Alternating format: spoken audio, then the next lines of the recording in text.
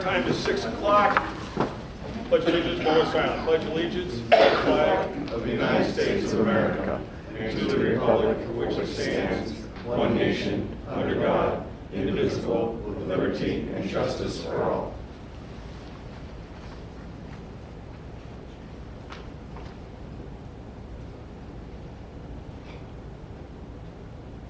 Thank you. Next meeting, we're moving the flag. Yes, it's usually right over there. It's over there tonight. That's all right. Yeah, it's moved. Somebody move the flag on us. Okay, alterations to the agenda. Do we have any alterations to the agenda? We have none. Presentations. Montville Marbles, Superintendent. Mr. Carroll, if I could call you up.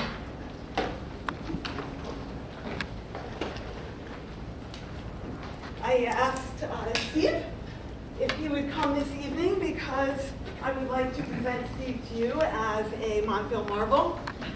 It is with great regret that I accepted Steve's resignation as our Director of Facilities. We will certainly miss Steve in Montville tremendously. I've worked with Steve in so many capacities over the years that I can't even tell you. I think I first met Steve when he agreed to lead my students on botany field trips, and we went all around the grounds and named trees and understood characteristics. Very special. I still remember many of those things. Then we were out in the science courtyard with my ecology class, digging a pond and putting in raised beds and all of that work. Flash forward to 2020, we were building things that we probably could have marketed as plexiglass barriers for everything. Obviously, the really important work of leading the custodial and maintenance departments, all of the work on our capital planning and just day-to-day operations of the district. And of course, yesterday morning, it was I think before 4 a.m. We have frequent calls and early morning texts while the rest of you are sleeping, while we decide whether we're going to have school or not. This call yesterday was when Steve said, "Oh my God, I just got hit." I said, "Steve, hang up your phone, go home, go to bed, we're calling school." But he has, I've relied on Steve in so many ways over the years, and I can tell you that in every aspect of our work together, Steve, I trust your knowledge, I trust your skills, I trust your advice, and I haven't gone wrong in trusting you in all the time that I've worked with you. Steve's been in the district for over 26 years, and you can leave Steve knowing that your mark on this district will live long after you're gone. There are many things in these buildings that we will look at and be forever appreciative to you for. So thank you very, very much. I wish you the very best of luck. I know you're going to pursue just different opportunities, and we understand that, but we will miss you. And on behalf of the Board of Education, I have this certificate. Awesome. Thank you very much. Thank you very much to everybody. Thank you.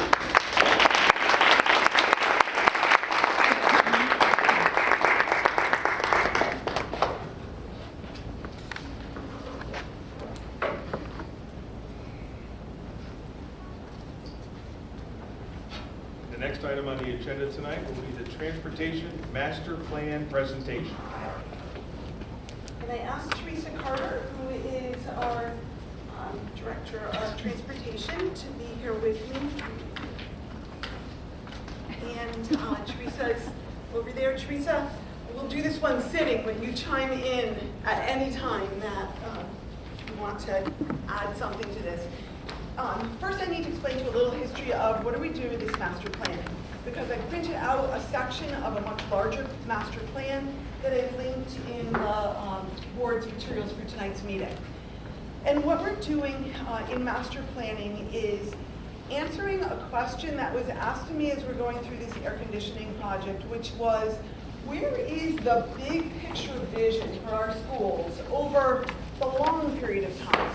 Not just the 5-year capital plan that's looking at what mechanically do we need to replace, what structurally does the building need, but what's our vision for our district over time? And then coincidentally, when we went to start to go to the training for the HVAC grant applications, the idea of a district master plan was part of our submission for those grants. So we took a look at several different districts and what they have for master plans and started to develop ours. We are starting tonight, sort of jumping out of order in the master plan to look at transportation first. But we will take a look at the rest of the plan over time. And the reason we're looking at transportation first is because Kathy asked me the other day, so we're building a capital plan, what do you need for buses and vans as we build that capital plan? And Teresa and Ernie and I had talked about the fact that the way that we've done our capital planning for transportation is the town funds X, a lease or a purchase of X number of buses, and it feels like then we're done. We've got this many new buses and we're good. And what Teresa and Ernie said is we really need to get everyone a table that shows them, here's our whole fleet. Here's how old they are. Here are the miles they have. Here's how many miles we put on a AM/PM bus each year, a tech bus each year, and how long do we think these are all going to last? How many do we need? How many spares do we need? How many do we need for sports? And then let's start to really communicate to the community in a long kind of way. Let's look not just 5 years out, but 2035. Where are we with our fleet? So that's what we tried to do here. We laid out all possible future needs in this plan because we want to be future thinking in our master planning. That doesn't mean that we are asking for all of those things right now or funding them now, or that we'll maybe ever ask for some of these things, but we wanted to be able to put everything here so that you can see it. So you have a copy of that transportation section of the master plan in front of you right now. Joe, stop right there and I'm going to give you one on your way in. There you go. This is what just we're talking about right this second. And we started with how many bus routes do we have, which currently is 15 routes. What do we need for transportation other than those 15 bus routes, which is we have van transportation for special ed students, for the Transition Academy, for all of the runs that we do throughout the day within the district. And then we also have our extended school year, our summer school program at the high school, the town transportation that we do in the summer. We do the park and rec transportation for field trips and from hub stops around town. And where are we with all of those needs when we then look at our bus fleet? So looking at our fleet, we then listed for you how many large buses do we have, how many are on runs, how many are spares, how many small buses do we have, what's on runs, what's on spares. What do we have for wheelchair transportation? That's one place we're a little worried because right now we have 2 wheelchair buses. One holds 2 wheelchairs, one holds 1. Tracy, you chime in if I say anything wrong. And they're both in operation.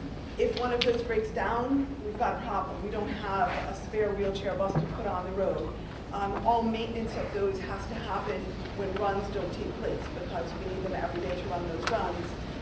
And if we have more than 3 wheelchair students who needed to be transported at one time, the elementary runs, the middle school runs, the high school runs, we couldn't transport them. So that's something that you're going to see in our plan that we do believe we need another wheelchair vehicle. We did ask for that last year, but we withdrew that as we went through the capital planning process.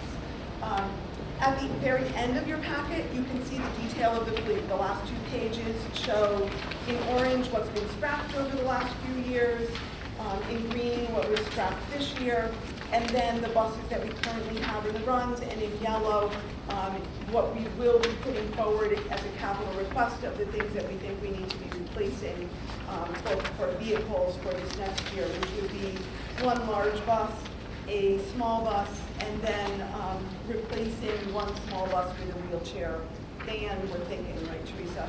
I would prefer van, but, we have numbers on all of them. And you'll see more detail of that in the capital plan as we actually price things out.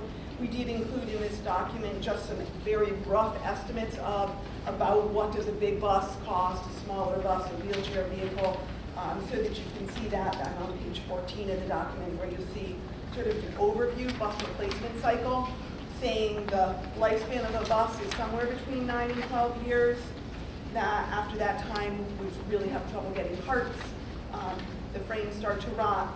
And we replace our buses when mileage is somewhere around 150, 170,000 miles. Doesn't sound like a lot to you, but when you think about bus driving, they're stopping and starting all day long. So it's not the number of miles because their run time is a lot of sitting. So it's kind of the hard driving. As you know, when you have a car, you want the highway miles, not the around town miles, and this is stop all the time. So there's a lot of idling and stop and go traffic. But you can see a bus projected replacement cycle there, which just outlines what I said for the first year. But then, as I said, takes you through 2035, looking at the fleet we have now, so we can just start to build a better understanding of what our needs are over time for transportation. And we're working on the same process for each of our buildings as well. Moving forward in transportation off of buses, but I'll stop there for a second. Questions on the fleet or anything, Teresa, that I should have added? No, I think that we've covered everything that we need to look at. I don't have anything additional. Any questions on the buses? Yeah. I have heard here and there that there is a wish or potentially a legislative requirement that we move to electrically powered vehicles. Is that anywhere in this plan? So it's actually the next section, because the next section is on fueling. And one thing that we are faced with that is going to be part of our capital plan is we have an underground fuel tank there that must by statute be removed in 2027. So when we remove that underground fuel tank, we'd rather not put another underground fuel tank in, we'd rather put an above ground fuel tank in. But the question I asked as we were meeting is, so how much longer are we fueling our buses versus we're moving to electric buses? Because there is legislation out there. The current state statute is different depending on the district. For Montville, we would need to be 100% zero emission. That's either electric or propane by 2040. So it's still quite a ways out, 2040. Ernie has gone to some meetings since then, talked to some people. He very strongly believes that date will be extended, that it won't be 2040, it'll be 2045 or 2050 or something else out in the future. The current technology is such that an electric bus can't be charged in enough time to do both runs in a day. So for every bus we have, we would need 2. And an electric bus is $375,000 right now, as opposed to a regular diesel or gas bus, which is more in the $120,000, $130,000 price. So it's a tremendously different cost. We don't believe that the capacity for electric buses is practical for a bus garage, and based upon what currently is in place, Ernie and all the people that he works and talks to don't think that'll actually go through. Because I was stopping to say, I don't know, do we do this above ground fuel tank? Based on everything I know now, I do think we need to continue to fuel our buses as we are, and probably at least well, definitely for now, we would not look at buying any electric vehicles because it would be 2 times $375,000 to replace one bus. So that's the fueling. That underground fuel tank removal and replacement with an above ground tank and fueling station is about $285,000. So that's something that will be going into our capital plan. It would need to be in 2026 to be installed in 2027. I've got a section in here on safety. We have cameras in all our buses. Certainly maintaining those cameras and ensuring they all work is really important to us. For a bus driver to supervise all the students on a bus is extremely difficult, and that film record is really important to us to understand what student behaviors are on the bus, but it's also important to us because we can also see a lot of the driver's behaviors. We can see, are they following protocols with the way they open the door and stop the bus? Are they, we can see their speeds. Are they following the speed limits, et cetera? So we want working cameras in every bus. Right now we have some that need replacement, but Teresa and I were talking about really trying hard to see if we can maintain what we have rather than replace before we go into replacing. Replacing cameras in a bus would be probably around $500 a bus. That would get 2 cameras in the bus. So, and then that brings me lastly, because I want to take a comprehensive look at the bus garage, at the facility itself. That facility was built in 1979. It's 43 years old, and there's quite a bit of rot in the building itself. It has very poor ventilation in the bays where the bus service is done, which is where the fumes are. So it's something that we need to start to think about. Not saying we're going to ask for it next year or 3 years from now or even 5 years from now, but something that needs to be on the radar for future planning for the bus garage. And we will look at putting in our capital plan just a study to try and get a sense of what would it take to replace that, so it can be in the radar for a future time, so that everyone has that understanding. Nick also took a look at the bus garage in terms of technology and evaluated the technology in the bus garage, which we're really in very good shape. We just had to replace the door system there, but once we get the generator installed, everything in the bus garage technology-wise will be in pretty good shape. And that, in a nutshell, is the planning work that we've been doing on the bus garage and trying to get just an answer to anyone in the town that says, so what's the future of the bus garage, or what's the long-term future of our buildings, which is what I was asked by people in the town as we were looking at the HVAC. Well, if we're putting HVAC in, what's the plan for these buildings in 10 years, 20 years, because it's a big investment. So that's what this master planning process is. There's a draft for all the schools in that doc as well. Anyone in the community can get to that if you go to our board agenda and minutes. There's a table with all of our meeting resources. But we're building that right now.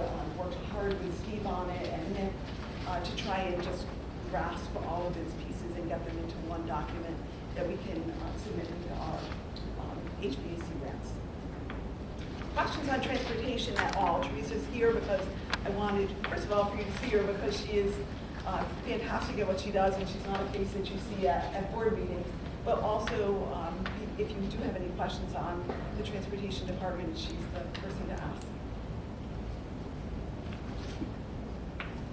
Everybody's happy with transportation? It's good to hear. Good.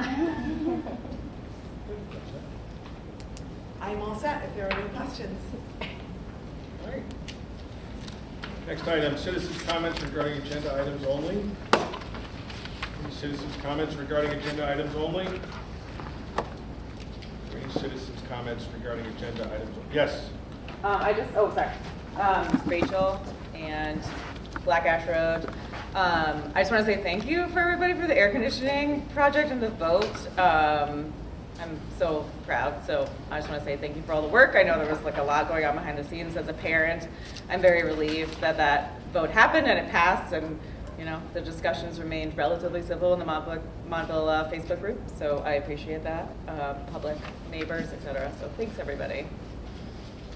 Thank you. I will ask again, any citizens' comments regarding agenda items only? Okay. All right, moving on, letters and accommodations. I have none. Approval of the consent calendar. So moved. Second. Any discussion? Hearing none, all those in favor say aye. Aye. Any opposed? Any abstentions? Hearing none, thank you. Favorite part of the meeting. Budget update, Kathy? I have a short one because it's December and we don't want to be here too long. But since the last board meeting, the accountants have come in and completed their field work needed for the June 30th, 23 audit. Additionally, they've completed their review of the excess costs and the educational and financial statement reports for the June 30th, 23, which is required by state. We've been notified by the state that the tile roof project has been accepted by by the school construction or Department of Administrative Services. We've notified Al Kuninski and is planning on scheduling a plan review with the state, probably later in January. Once this is complete, we'll be able to put the project out to bid so the work can be completed during the 2024 summer. We are also working on completing the school construction grants for all of the schools for the HVAC, which is required to be submitted by December 31st, 2023.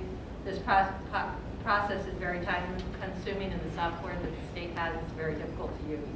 The state indicated that they are working on updating the software to make it better in the future, but this is a tough process at this particular point. We are working on the 24-25 budget. We're updating the salary schedules for the negotiated contract, and we'll be reviewing the enrollment. Last week, the town and I had a meeting with MDG to review the 2024 preliminary anthem renewal. The initial review is indicating about a 14 to 17% increase in premiums. However, we'll have another meeting in January, which will utilize less trending and hopefully bring down those percentages. I'm still working on projecting the employee benefits for the current fiscal year, which will assist in developing the next fiscal year budget. I'll be able to update the board on the next meeting on those objects. Questions? Okay, I'll ask. How are we doing on special education? I don't think there's been much change to where we said that we're really close to the budget. The only place I see a surplus or an overage at this particular point is in transportation for special ed kids going to placements. But the tuition account in its entirety looks like it's within, you know, obviously it's very volatile, but right now I can take a snapshot and it's within budget. Excellent, thank you. First time you've heard that in 3 Yes. years. Oh, that's excellent, that's excellent. That's good news, that's really good news for us. Very good news. Board members, any other questions, comments? Okay, thank you, Kathy. All right, new business, presentation of district English language art program, waiver application process, status, current program, assessment data, and future plans. All right, this is going to be the bulk of our meeting, because we really wanted to take time to have you understand our ELA program, what this whole waiver conversation has been about, and what the results that we are getting and seeing in ELA right now are of all the work that we're doing. So we're going to do this presentation seated because it's going to be lots of us participating from our ELA coaches who Sharon Brown, Mary Aledia, and Susanna Presto are here, as well as the principals, and Diane and I will chime in. And we're going to do this casually, so if you want us to slow down or stop or address something, just stop as this. I want to start with the waiver itself, and I did print these documents out so that you'd be able to read it since you're a little far away from that screen. The waiver application asked us, does our curriculum use explicit, systematic, sequential materials program process for teaching students phonological and phonemic awareness? And the answer to our application was yes. Does it do the same for the teaching of phonics? Answer is yes. Does it do the same for rapid automatic naming? Answer is yes. Does it do the same for vocabulary? Answer was no. And for reading comprehension? Answer was no. For everything else, as you look at the waiver, does our curriculum provide opportunities for high-quality daily differentiation, provide time for structured discussions, include a wide range of authentic writing, et cetera, et cetera? Answer was yes, for everything else. So the only places in the waiver that the state believes we are not using a program that has the evidence base that they require, and the evidence base that they require is independent evidence specifically cited through ed reports, Colorado state reports, curate. These are very specific places. That's not the statutory definition of evidence, but it's the one the state used in evaluating programs. We use for comprehension and for part of teaching vocabulary. We do a lot of vocabulary in our foundational skills word work program, which we'll get into in a minute. But we use the Teachers College Units of Study for teaching comprehension and for teaching vocabulary that you know that much of the vocabulary you learn is as you read. That program, the state did not, to my knowledge, approve for any district that uses it. So that's the place where our waiver fell down. The letter that I shared with you that I sent to the state on Friday was to say to them, can we please have you reconsider our application and allow us to continue to use the components of our program that you said meet all of your standards. And that program is called Open Court. It's our foundational skills and word work program. It's where we teach phonological and phonemic awareness, phonics, automaticity, and quite a bit of vocabulary. It's a state-approved program in its entirety, but we, in the past, used that program to teach comprehension, and we did not get the comprehension results we're getting right now with what we're doing. So we are very, very reluctant to go back to that program. It would be a step back for our district in terms of student progress, because we know what the results are. When we use that, our results are better now. But we want to ask the state, can we keep those three components and layer in an approved comprehension program? We've already met with them, we already asked that question, they gave us a hard no in an informal meeting. So we've asked for a meeting in which they would allow us to reconsider the waiver. There's a process for that. That process by the state calls for Wills to be present at the meeting, and we're hoping that we will be able to go through why we're asking for that, which is, you'll see as we go through our data, we are getting good results with that. It is a state-approved program. It is something our teachers know how to use. We've done a very significant amount of training in it, and of course we've purchased the materials for it. To start over in all of the pieces of teaching reading, to throw that away, it works, the state approves it, and start over, we'd see our students' scores dip, because it takes time to learn a new program, and to learn all of those pieces at once is a very significant thing. So as we're going through our presentation, I'm going to turn it over to Suzanne and Mary now that you have a little understanding of what's going on with the waiver. You can hear more about those pieces and understand why, and look at the data and understand why we made that request. Questions about the waiver before we move to what we are doing? Lori, can you just tell me what data you're using for comprehension, the evaluation to prove that it is students are? Well, what we turned in with our waiver was all of our data, which is running records through Fontes and Pinnell. We used the leveled report, and you'll see that as we go through the system's progress. We use smarter balance assessments, of course, and we use program assessments. So that's our primary comprehension data. We turned that data into the state, but what they were asking for was independent scientific research. So Teachers College has a lot of research, but they've done it, and they don't accept, what the state told me at some meeting that I went to, is they wouldn't accept research done by the publishing company themselves. They wanted research that was done by an independent entity, specifically those three that I just named. So that's kind of, it wasn't about our data. I know from looking at the waivers that were approved in the districts that are there and ours, that our data, our smart balance data looks much better than most of those districts. But that wasn't the thing that put our waivers in the place it is. It was specifically the Teachers College program and the lack of that independent research for that program. So do you see the two in the aspect scores? We'll show you. We're going to go through all data right now as we go through this program, so you'll be able to see each of those pieces. I'm going to stand by my computer while we talk. Battery is not working here. First one, please. So our first slide here, we want to do is touch base briefly on preschool. When Lori was talking about the open court program, the words that the state uses a lot is structured literacy. That's basically for you and I, that back in our school days, phonics. So in the preschool program, we've made a new adaptation to add a structured literacy piece in preschool. It's called the Foundations Program. And this program is the beginning of structured literacy to make that bridge into kindergarten.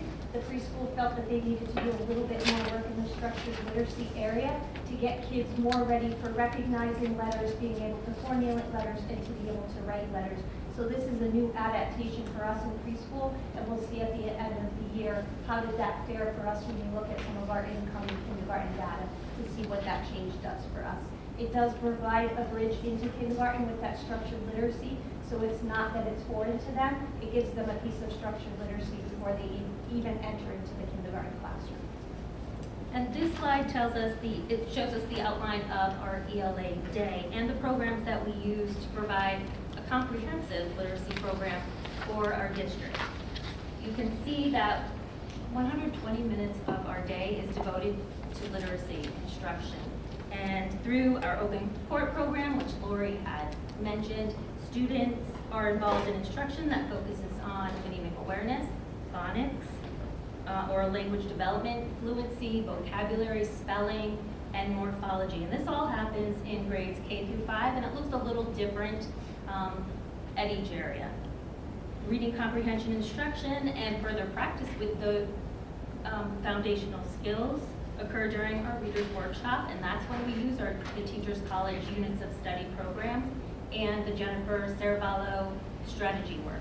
So we find great success with that. The state doesn't agree, but we're open-minded about what's to come. We have just brought in the Empowering Writers program for grades K through 5. And this is a program, as I mentioned with the E&E committee, that we have had this before, and teachers did like it then. We changed over when we went to Teachers College, but after the pandemic, we started to see some student needs that we needed to address. So we brought back Empowering Writers. They have updated it quite a bit, and we are using that for both grammar and writing instruction. And to further enhance our oral language development and vocabulary, we have a particular time during the day for all classes where we do a read aloud, which is purposefully planned instruction so that we are enhancing their students' oral language and their vocabulary knowledge. And the writing program's in red, because that's not a subject of the rubric at all, of the waiver at all. The waiver is specific to reading. The waiver's what, Lord? Specific to reading. In addition to the 120 minutes that Mary was just referencing in our ELA day, we also have a 35-minute WIN block that's called the What I Need block.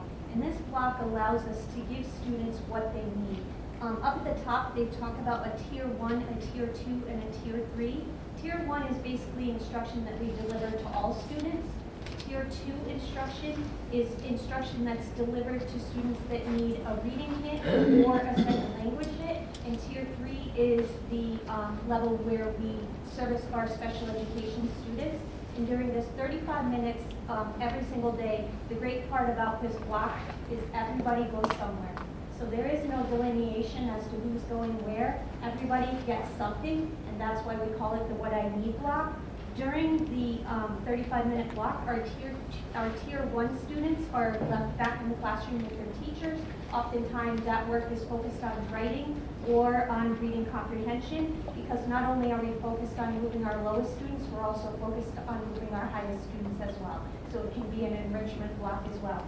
Our Tier 2 students are very well served by our reading specialists and the reading teams that we have district-wide, so that we can give those kids that need a little boost in reading, we're able to give them that boost 35 minutes a day, 5 days a week. That's a lot of extra reading instruction in addition to their Tier 1 that they receive in the classroom. And our special education teachers are also trained in special programs that they are also able to deliver to our dyslexic students and our students with reading disabilities or language disabilities.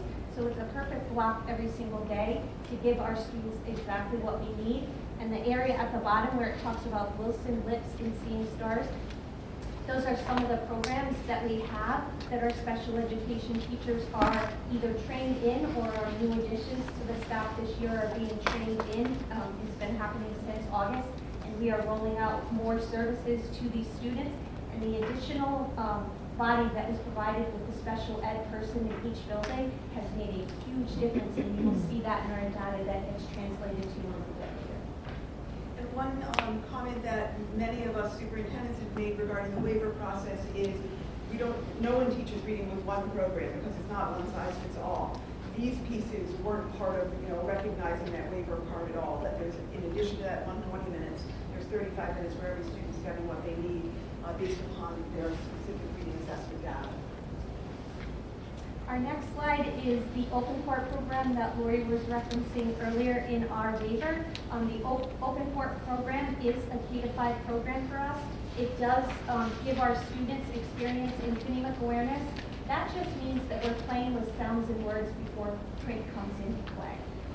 Rhyming, being able to identify the first sound in a word without telling you what the letter is, just real basic skills that we're building in reading.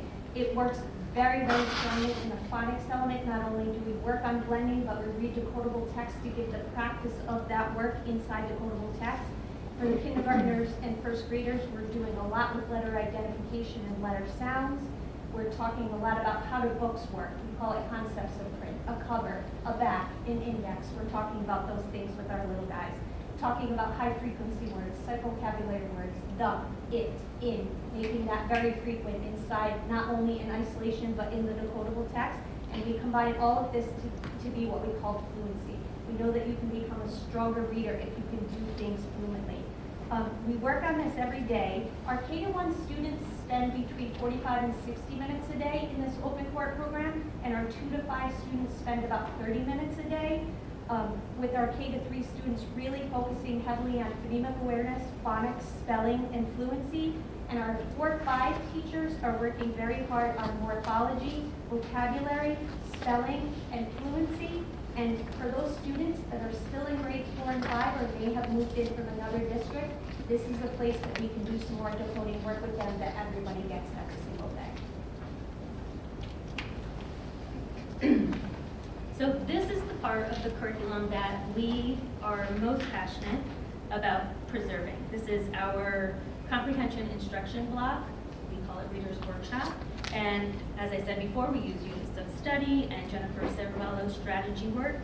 This is where the way that the lesson is structured, the teacher will do a mini lesson, usually that goes along with a read aloud or a novel that they're reading with the class. And they're doing strategy instruction, discussing reading comprehension skills. And students will then go into their independent reading, where they have their own book, the book that they chose. They're practicing the strategies that they've learned. They're reinforcing the strategies that they've previously learned. And at that time, teachers are going around and conferring with students. So this is where the teachers are having their one-on-one time, usually with, I say one-on-one or sometimes a small group, depending on, as we talked before in the E&E committee, the student's goal or the goal that the teacher has for particular students. And we will discuss the story that they're reading, how they're doing with their goal. We will correct any misunderstandings by providing some strategy work for them. And that the conferring, it's a cycle, it continues. You're always meeting with students, listening to them read, discussing the book with them. Through independent reading, I know that Lori had mentioned, we did the open court comprehension program at one time. The difference in engagement is huge. There's a love of reading that I can say there wasn't before. So we hope to keep, well, we will be keeping this part. You can see the picture of the book room. That is something that Lori worked very, very hard with all the elementary schools to build, and it is utilized by teachers and students. This is where we're giving students that voice and choice and why they're reading.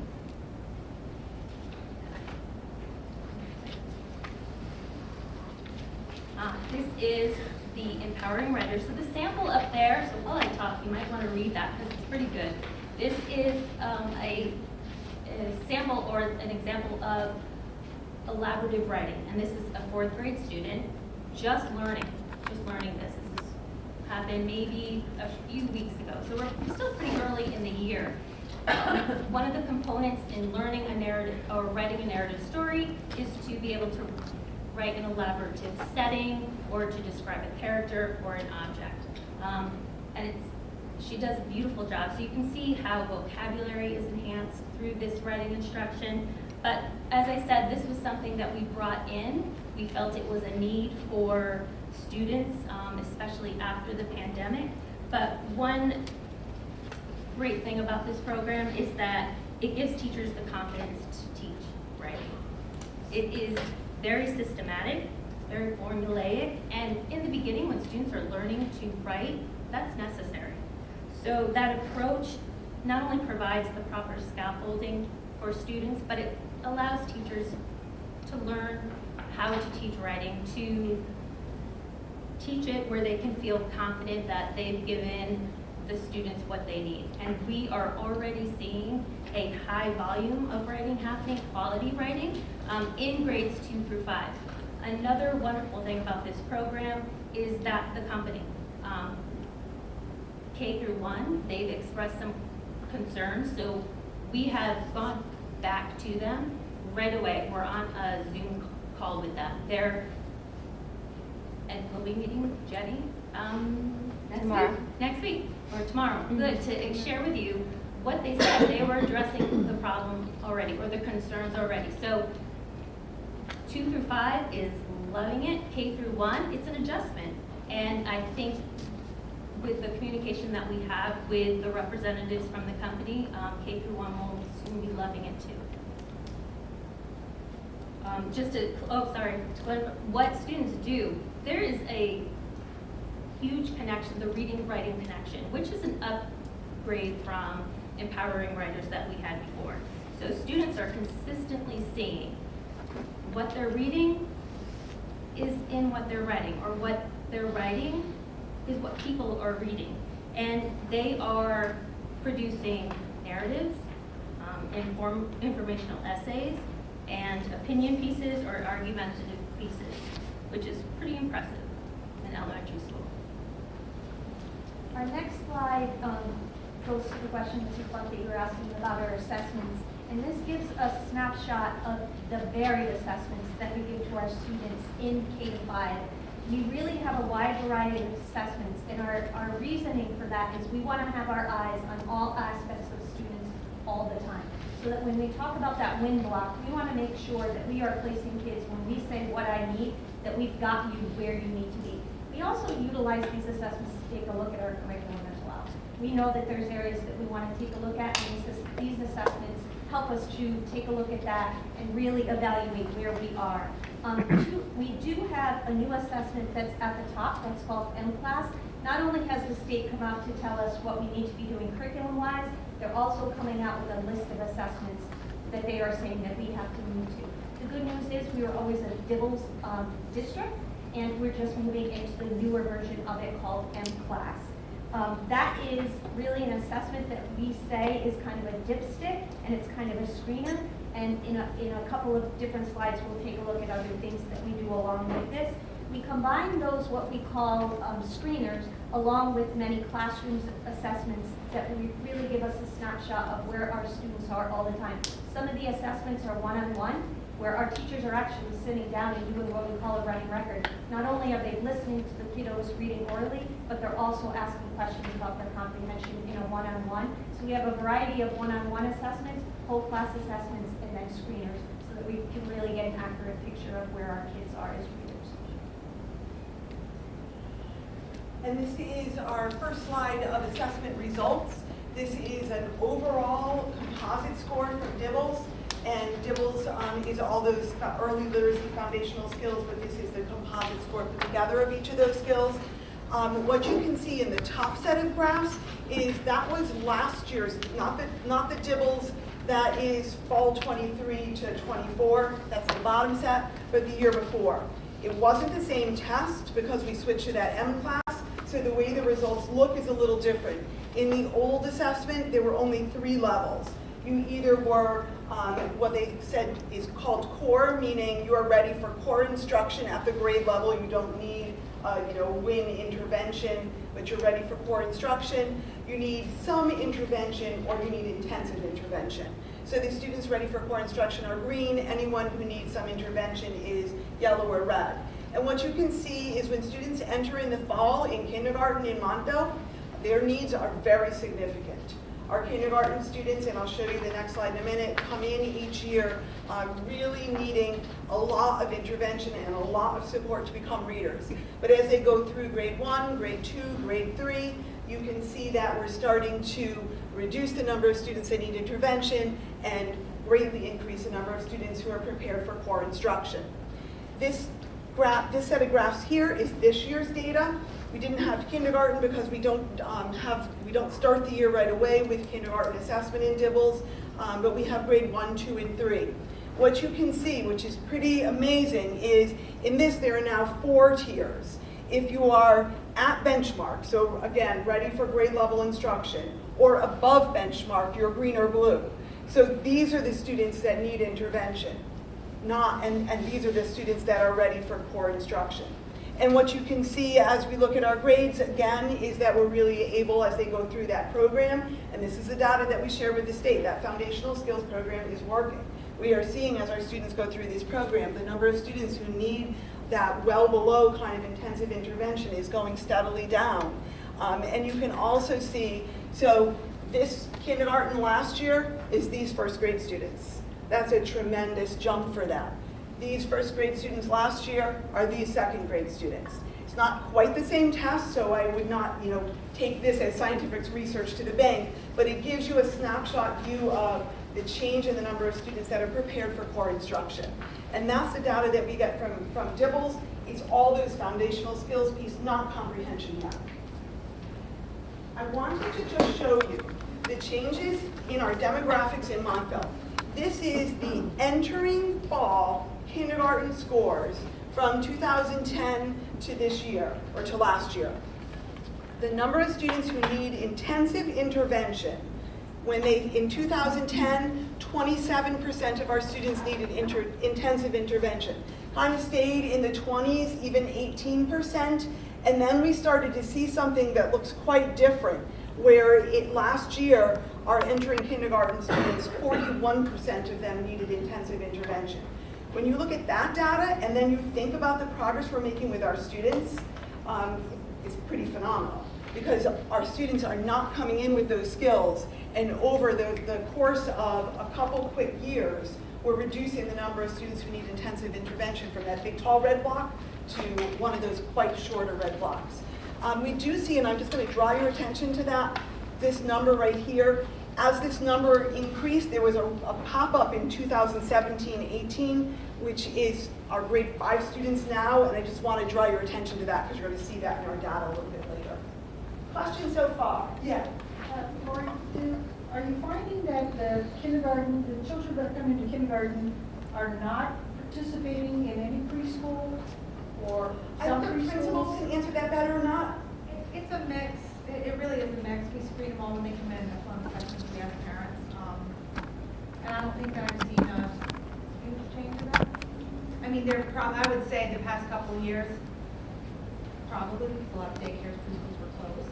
Right. But overall, it's a pretty even mix. And we do offer, I don't know if you talk about this at all, but kids that don't have preschool experience or don't meet a cutoff score, we do offer like a 3-week readiness program, boot camp, like a little kindergarten program to prep them for just school readiness skills, so then they're ready for instruction when they show up. Are the children that attend our preschool program, do you see a reading level increase when they get to kindergarten?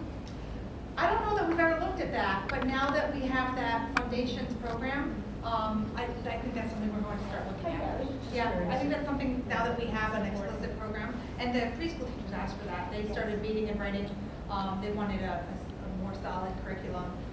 They're very play-based, which they should be, but they wanted something a little bit more, and they researched that and presented it to me, and then asked to present to Lori, and we were happy to do that research. So this next slide just gives you a little bit more of a deep dive into what we call M-Class or DIBELS. You'll see going across the top the initials LNF, PSF, NWF. LNF is how quickly can students name letter names. PSF is what we call phoneme segmentation. When you take the word cat, can you give us the sounds at, which leads to spelling progress later on. NWF is if you have the words, and NWF means nonsense words. So we're asking kids to decode nonsense words so we can really see, can they apply their phonic sound. So the word might be hib on the page. We're looking for them to either give us it, or hib. We're looking, are they able to sound it out, or are they able to blend it fluently, which really is a big indicator of reading fluency later on. And then we have something called the DORF or the ORF, that's oral reading fluency. When we put a passage in front of our students, in a minute's time, how many words are they able to read accurately? So this gives us a really deep dive, and this is a report that actually has student names on the left that you cannot see, but we're able to go across and look for those red, yellow, and greens. The scores that Lori was giving you earlier on the slide is what we call a composite score. A composite score is when we take all of these scores, we get one number about that student, and that gives us an overall feeling as to how that particular student's doing, and it allows us to evaluate the district. This report is something that the reading specialists get really deep into, and this is what determines which kids need what in the What I Need block. Do they need Title I reading services, or are we headed down into a special education service? So a lot of data that we're able to look at. This is something that we do 3 times a year in the entire school, what we call benchmarking, and then we do progress monitoring monthly or every 2 weeks. So we have a lot of data collected on kids to make sure we're hitting them with exactly what they need. The next page is another piece that we use in kindergarten and first grade. It's called the PAST. This is our phonemic awareness assessment that we're able to give to students. So even before they put their eyes on print, we're looking at their ability to be able to do things with sounds and phonemically, so that we can take a look for the kindergarten teachers and say, yeah, this is a kiddo we got to get down and dirty with. Because even before print comes into play, we're already seeing some trouble that they have. And we have some programs that we're able to put into play with those kiddos right away. I will tell you that we don't just look at phonemic awareness in isolation. We always pair it with phonics side by side, because the research shows us it's important to do both together, not just only phonemic awareness and then phonics. That's not the way we do it. We pair both together, and Open Court is very strong in that area. This slide represents Oakdale's running record results from 22-23. And so a running record, I think Suzanne explained a little bit, but a running record we give to each student one-on-one. We are able to assess their accuracy, their fluency. We ask them to retell the passage in sequential order. We ask them to answer literal, inferential, and evaluative questions.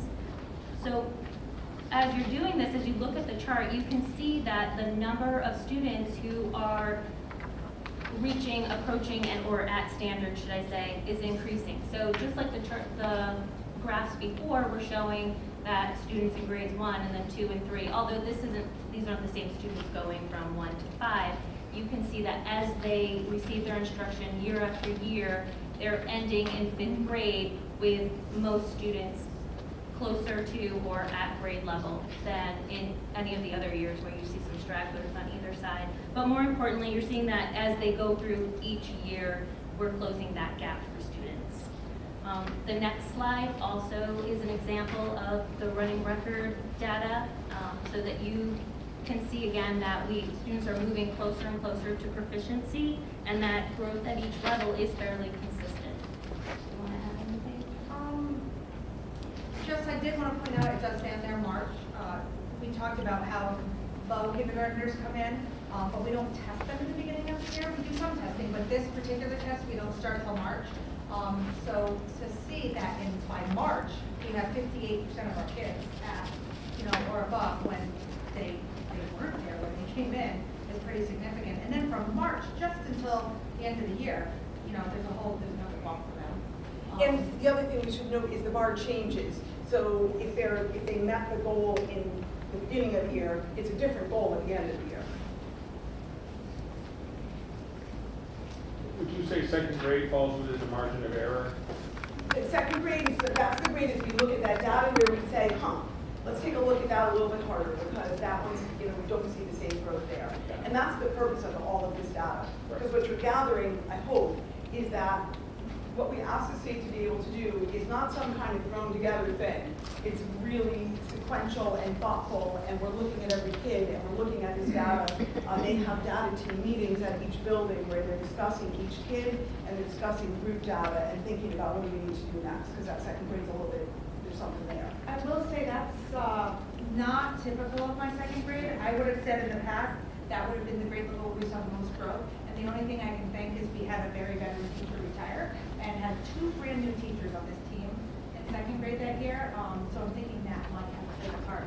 So then 1% is very reasonable. Yeah, prior to that, I mean, I would have said grade 2 was probably one of my highest performing teams as far as progress for kids. I've never worried about second graders making progress because they always did well in second grade. But thank you for saying that, but I didn't know if I should. So obviously, you pay more for an experienced teacher because there's value there. And whenever we bring in a new hire, there's a lot of support in, building up and coaching for those people. That's why we invest so heavily in our new teachers to make sure they want to stay, because it's a lot of time to get them where we want them to be. So this slide is showing the result of our Smarter Balance assessment. So as a reminder, every year in the spring, our students in grades 3 through 8 and 11th grade have to take the Smarter Balanced assessment. So these are the results of the assessment.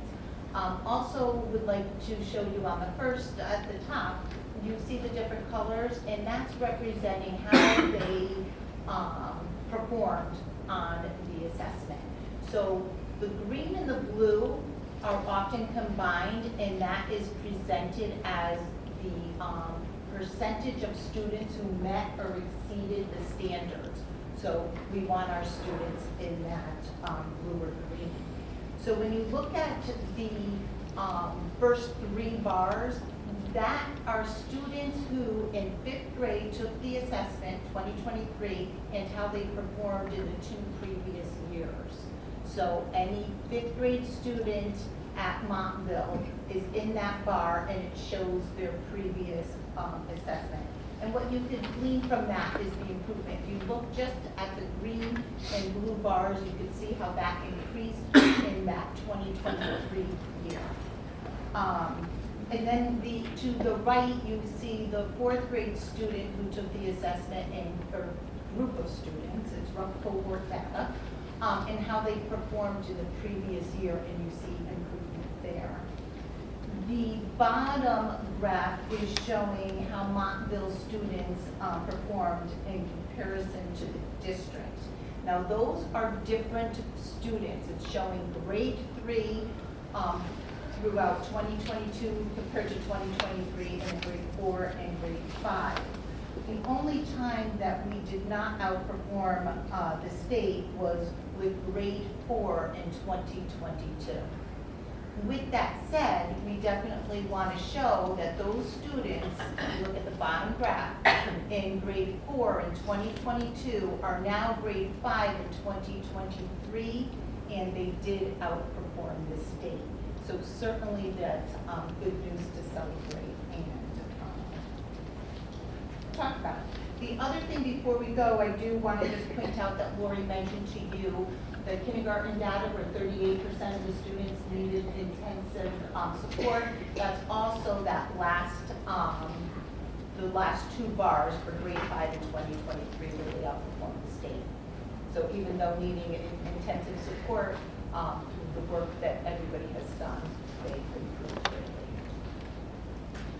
This is just to explain how the growth measurement works. So when we look at Smarter Balance, we're looking at achievement and we're looking at growth, 2 different indicators. So with a sample student, if the student had scored in 2022 on the Smarter Balance, the vertical score was 2574, the state is going to say to meet growth, you're going to improve by 43 points. Now let's take that student and say the following year the student scored 2615, and that was 41 points growth. I'll show you a chart where no, the student did not achieve the target that the state gave the student. However, we will recognize the percentage of that target that the student achieved. So I just wanted to give the background of that. The state gives everybody the same growth target based on the score that they achieve. So again, they're not looking at the student in front of them and understanding their unique needs. And the growth targets are very ambitious. So we'll say that. So here, that first chart is showing pretty much the percentage of students who did or did not meet the target that the state gave them.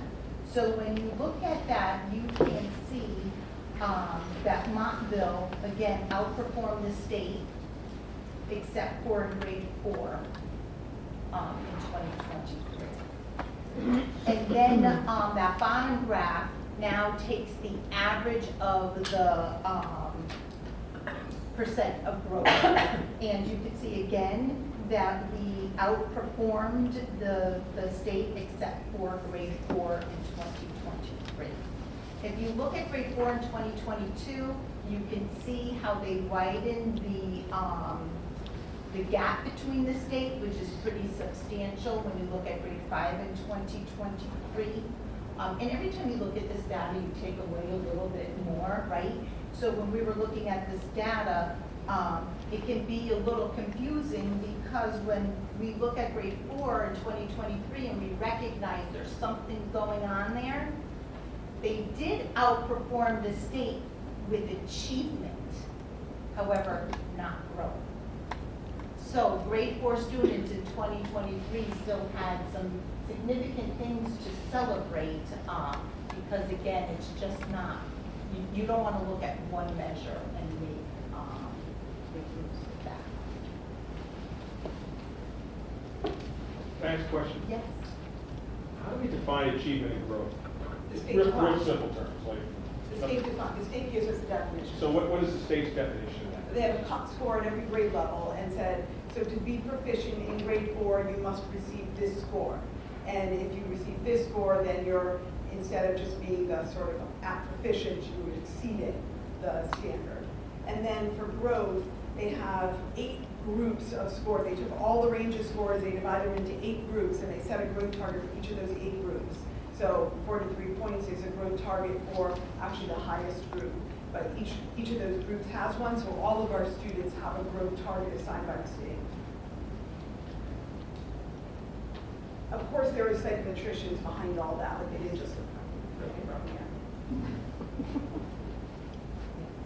So this is showing Murphy in particular, the high need students' growth compared to non-high need students.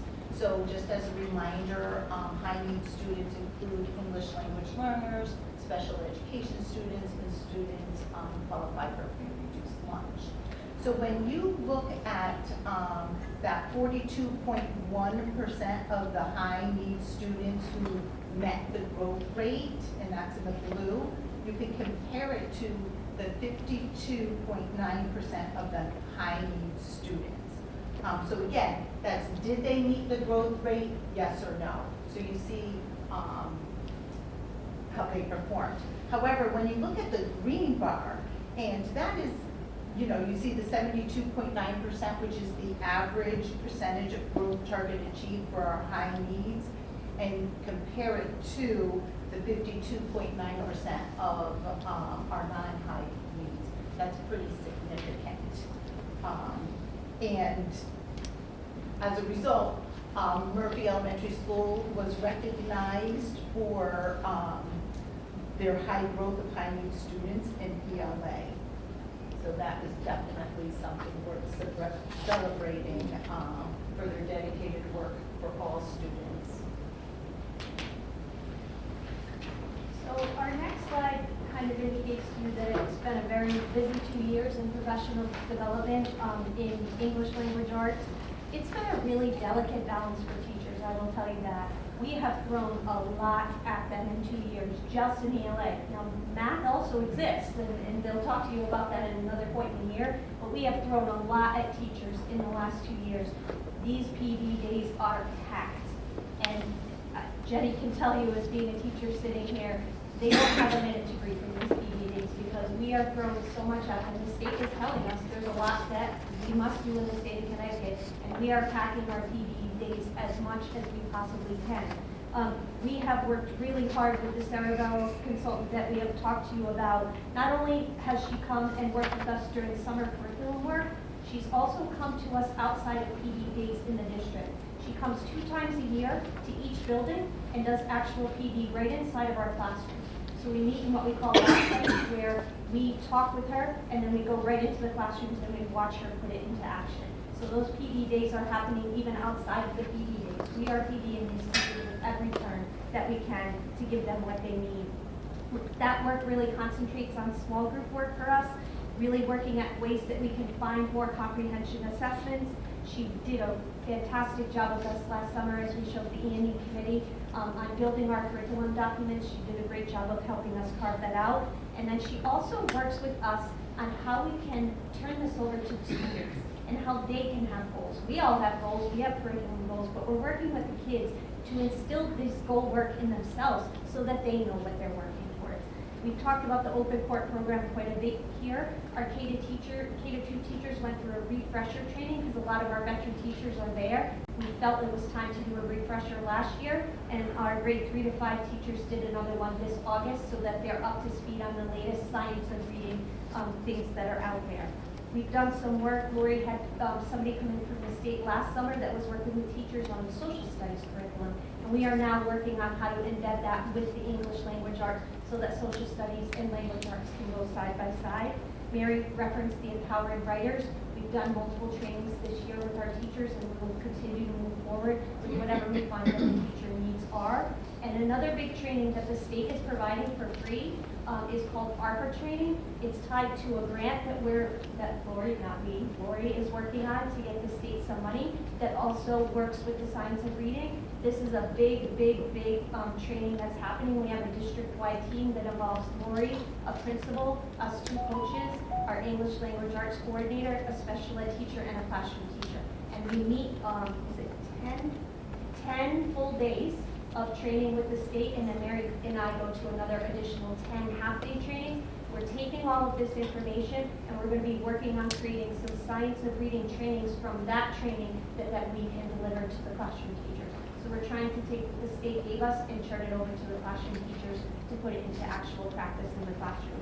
So that, in addition to letters training that Mary and I are also learning, which is a big science of reading based training, we're taking all of these pieces and we're trying to translate it. So there's a lot of professional development going on in this district that we're trying to bring everybody up to speed so that it will translate to the kids. I have a question for the comprehension. Mr. Allison did a presentation last week, and one of his goals is the rigor. So how are you bringing the rigor into the comprehension? That's the part that we're going to be evaluating right now with the state's recommendation, with them saying that. Because that's why they might have. They believe that the idea of students, so the way our comprehension program works is every student has a level text based upon this running record. So when we listen to a student read, we ask all the questions that we ask of them, think about how their comprehension is, then we may say, you're reading at a level N. When they go into that book room, there are bins and bins of fiction and nonfiction books at a level N, and they go book shopping and stay sort of in that N range. They might go a little bit on one side or the other, but sort of stay in that N range. What the state is saying is they don't think that's rigorous enough. So they want us to, that depends on opinion, of course. But hold on. There's a great rubric though that will show you. And so when we look at those levels, that's one piece of their comprehension work. The other piece is there's still teacher read-alouds and whole class books, and we're still pushing every student to move up. We're trying to move them up levels as fast as we can. But the piece where we go into a new comprehension program, which we have no doubt we will have to do because they're not letting people stay with this, we will obviously be addressing that, and it will be more rigorous whole class text as a piece of the comprehension program. So this slide is an example of some of the summer professional development that we did.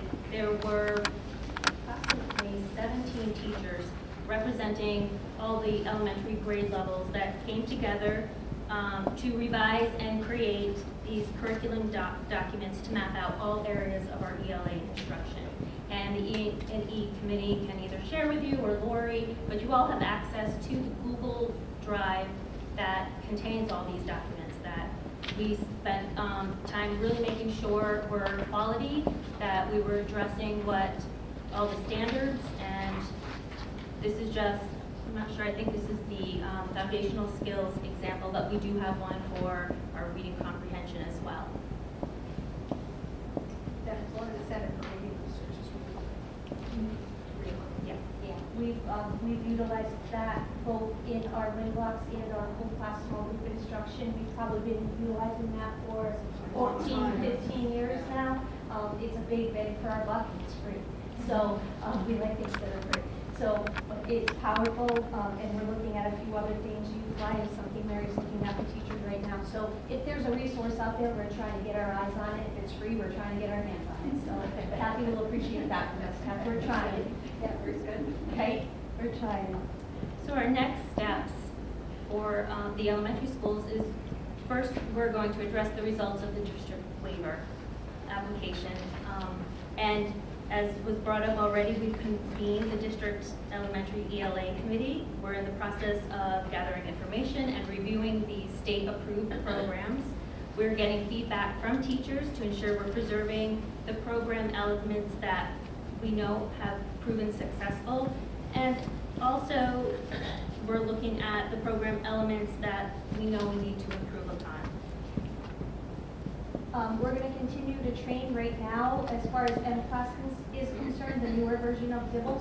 Right now, it's our reading specialists and their reading teams that are fully trained. The teachers have had a dabble in it.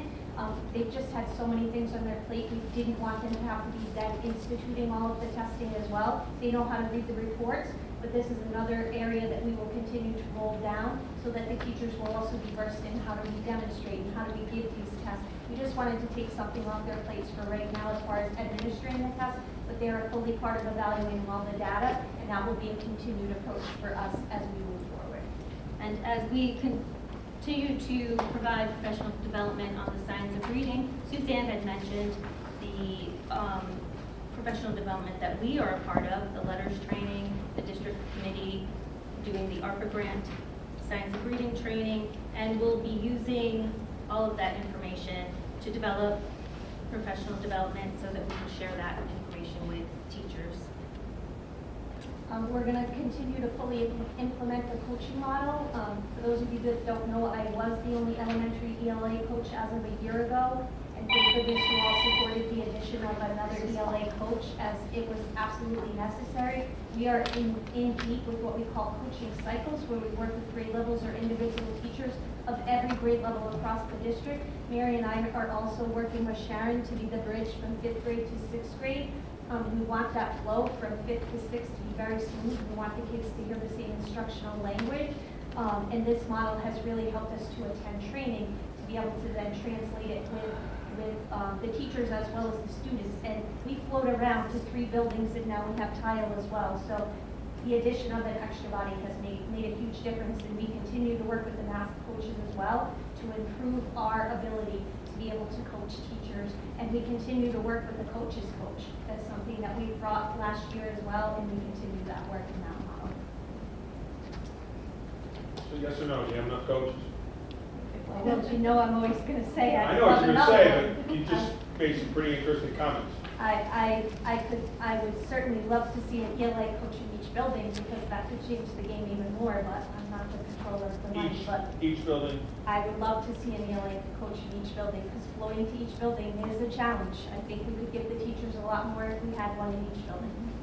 Thank you. I got a different And question. full-time at Tile. Do you have enough Either. time? Do you have enough time for professional development?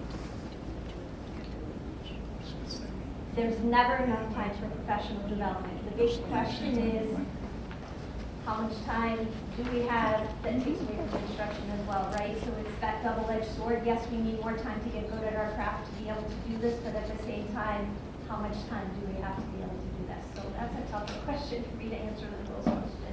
I do wonder, you know, there are days where I say, you've seen what we're doing, right? That there's always more time needed for professional development. And as we shift into the middle school, with Sharon presenting, I want you to bear in mind, Sharon Lehman, this is her second year doing this. Sharon only has 2 periods of the day free to coach. The rest of the time she's still teaching, and there's just one of her. I just say that to you because when you see what Sharon's done in a year and a little, it's pretty phenomenal. So I'm going to segue to the middle school program. Carol, I have a question. Yeah. I was at a CAVE event in another district, and I didn't capture which district had decided not to go for a waiver and looked at one of these other programs. And they were sharing, and I'm sure you superintendents all talk, so you probably have this, but they were sharing that the program that they moved into offered no support for professional development, and they were stunned. They expected that that would be there, and it wasn't. So as we're looking at what we might add in those two areas, I think it's important to also look at that aspect and not assume that Program X offers this. And as I say, I'm sure that we have resources within the pool superintendents to get a handle on that. So at Tyler, biggest ELA change happened this year with adding in a wing class, just like the one Suzanne was talking about, for every kid at Tile. And so what that meant is that we took our existing reading and writing classes and fused them into a blended ELA class and then added a wing class for every student. And since it had never been done before, we were dealing with a little bit of a limited amount of data to use to decide which group to place kids in for this year. We have roughly 5 different tiers that students were placed in, and on the screen now you'll see that there was one maze score, one ORF score, which is the fluency test, and then a prior year Smarter Balance test score that was used to determine which win period kids were placed in. If you go to the next slide, we've worked really hard to add in more school-wide assessments so that we can better place students for next year, and to make sure that students are really getting what they need in terms of reading interventions. We'll have 3 maze benchmarks, 3 ORF benchmarks. We moved to 7th and 8th grades, moved to a new curriculum called Into Literature. We'll have 3 benchmarks from the growth assessment that comes with that program. We have Smarter Balance still, and then we also can pull in some IXL data also. And then at the end of this year, every teacher will be able to comment on primary deficits of the students that are within their win periods. So I think we're in good shape to really be making sure that every kid is getting the kind of reading instruction that they need. Can I just to summarize quickly, so in the span of a year, the changes, significant ones, have been a new curriculum in grades 7 and 8, a dedicated reading wing class, so all students are placed in specific to their level. Dibbles testing for a school-wide screen tester for that. Also focus IAB work for all students 6 through 8. So that hasn't been done before, and those are huge shifts that are happening really fast. Our teachers are doing a really good job with that, but obviously it's a lot of change, and we're excited about it. But we also realize that we're realistic with kind of evaluating where we're at this year and next year. The students, I think, will be placed even better, and each year that we do it, we're going to be able to have more data for it.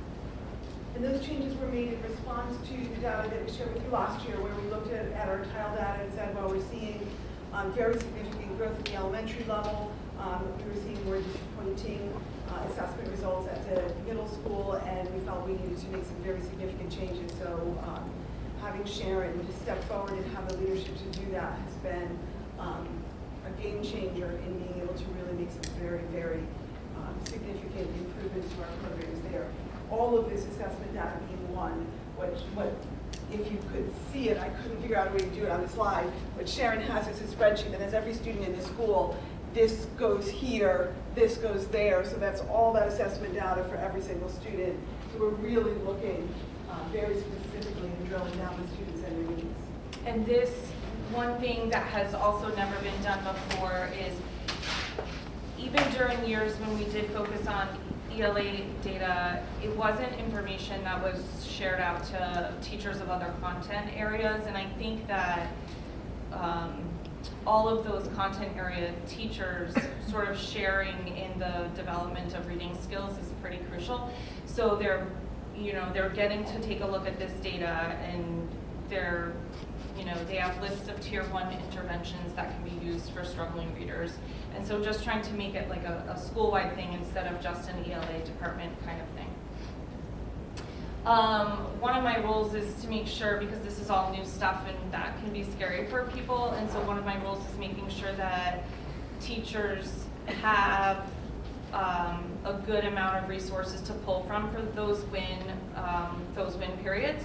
And so we have lots of stuff in Google Drive that they can pull from, and then we also had Suzanne come up to Tile, and we had teachers, any teacher who had corrective reading groups got to go into multiple classrooms and see her doing corrective reading lessons with those secondary kids. These interventions can be tricky with secondary kids. They don't want to feel like they're getting an intervention that's made for elementary school kids. So that was really crucial to be able to see her just sit with the secondary kids and, you know, do a lesson naturally, and the teachers found that to be really helpful. And then we also had at least 10 special ed and ELA teachers come up to the high school and observe Tara Doe with her reading intervention classes, and that was really helpful as well, just to see these things in action with the secondary kids. This is a snapshot of the grade 6 scope and sequence, and Mary and Suzanne had mentioned their in 6th grade, we were trying to make sure that there's a bridge between 5th and 6th. So they remained with their current curriculum. They blended it into, you know, sort of scaled it down, fused it into one ELA class. And they've met with Mary and Suzanne about making sure that that scope and sequence blends smoothly from 5th grade. And then it's 7th and 8th grade that has switched both to the same curriculum. It's called Into Literature by Poop and Mifflin Harcourt. And it's a blended curriculum, reading, writing, grammar, vocabulary, and it's designed for 45 to 60-minute classes. And there's both an online component, so there's a snapshot of just writing a literary analysis lesson plan within the online component. The resources are endless. There are so many things you can dig into with the online component. There also is a workbook component also. That's a text. It might be hard to see because she annotated in pencil, but you can see at the top that she was noting foreshadowing. At the bottom, she was noting themes.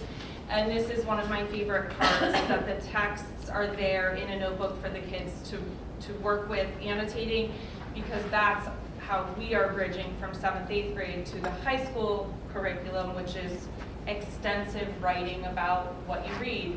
And so if you flip to the next one, there's a samples literary analysis that students finished last week. So this is a literary analysis for that story that you just saw annotated. So when she goes to write her paragraph about foreshadowing, she can go back, use her annotations. They're doing direct text evidence with MLA citations, and so we're trying to prep them for high school as much as we can in grades 7 and 8. And that program is, I think, one of the best things about this program. It's new, but as Sharon said, in the past there was a dedicated reading class and a dedicated writing class. We collapsed those. We also shortened the periods. We have a 7-period day, so now there's one 45-minute period for ELA, so it's a lot. So this program is designed where it's designed for that time period for students with mixed abilities, a heterogeneous grouping in there. So teachers have all these resources to be able to give kids that are certain reading levels versus others. The kids don't know if they're getting really different reading levels, so to speak. The teacher is assigning those in there and is able to teach the same content or the same strand, the same skill, but teach it with different resources that meet those students' needs right there in the class. So it's been super helpful with that and building that course as well. Do you have any research in the writing program? In the HMH Into Literature program, it is research-based. No. I mean research. Oh, do they research? Yes. There's with every unit there are different. So the unit that we just finished, the writing assignment was a literary analysis, but another one might be a research paper, an argument paper, an informational piece. Yeah, they change up the writing types. So I think at this point, the things that 7th and 8th grade are enjoying about the new curriculum, I mean, it's obviously there's a learning curve, but engaging text, there's still the opportunity to work in choice. So you saw that student write about monkey's paw, but other students had a choice of text to choose from to write about. Not every student read all of the same text, so the choice piece we're still incorporating. And I do think that, it's good because the teachers who prefer to be working online have the online component, and then we also have the workbooks with the text. So it's nice to have both of those pieces. Last year we started focusing on IABs much more than we ever had in the past. I do think that it made a difference. We pulled social studies teachers in and have social studies teachers administering IABs also, since that research and citing text evidence piece is big with the IABs. There are too many IABs for just the ELA teachers to cover, and so it makes sense for us to be pulling in the social studies department as well. What those are interim assessment blocks. They come from SBAC, so it's online on the state kind of system, so students are able to log on, get familiar with what actual testing looks like when they take the test. And these are shorter assessment blocks that students take and give immediate feedback to the teacher and the students of where they're at based on that skill that they're looking at. Give teachers feedback on what they need to target to either improve or work on, or if they've mastered it, they can move on to the next skill. But again, it gives students practice as if they're really taking that SBAC in the spring, just a much shorter time. So there's a lot of benefits to it. And like Sharon said, we added social studies into this, so they're sharing in that lift. There's a lot of the IABs that go right along with areas that social studies focuses on. And I know we're not talking about math and science, but we also added in math and science as well. I'm sure we'll talk about that in future board meetings. The screenshot that's on the screen now is what I'm able to analyze once a large number of students take the IABs. I can look at what the 5 weakest areas are. I can pull in wording from the questions to send out to teachers and say these are the kinds of questions that are tripping them up. This is the type of language that they may not be familiar with. And so the platform is really good for targeting instruction. They also provide extensive lessons, which is really, it's a little bit tricky to navigate. It's a lot when you look at it online, and so I just created a playlist that made it easier for them to access the lesson plans provided by the Tools for Teachers on the Smarter Balance website, so they can see what FIAB or IAB they're planned and what lesson plans go along with that. This slide shows the achievement level of the middle schoolers on the ELA SBAC. And as you can see, you don't see a lot of difference from previous year's data. But what's important to know is the tremendous amount of work that Greg and Sharon just shared with you that they're putting into curriculum instruction and assessment so that we can see an improved student outcome.